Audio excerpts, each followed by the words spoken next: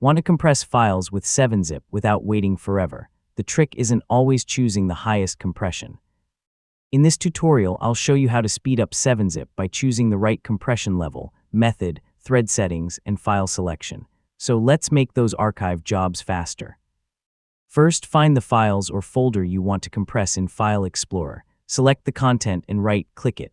Then open the 7-zip menu and choose Add to Archive. In the Add to Archive window, choose the archive format you need. 7-zip format is a good choice when you want strong compression, while zip can be more convenient for compatibility.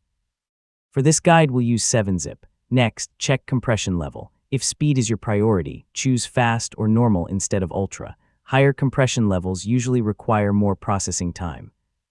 Normal is often a practical balance between speed and file size. Now look at compression method. LZMA2 is commonly used with 7-zip, but the best choice depends on your files and hardware. If you're mainly trying to finish quickly, avoid aggressive settings that increase memory and processing requirements. Another important setting is CPU threads.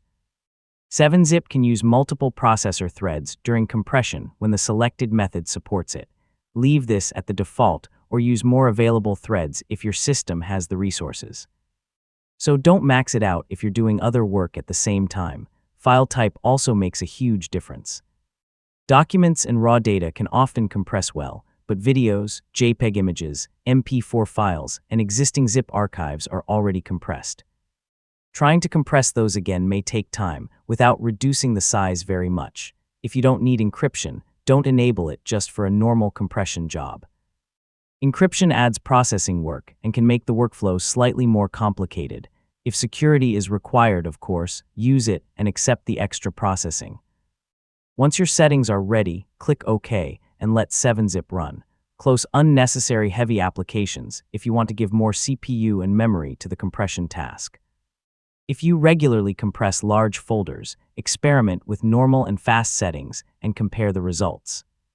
You'll often find that saving a little compression time is worth more than squeezing out the last few megabytes, and that's how to compress files faster with 7-zip.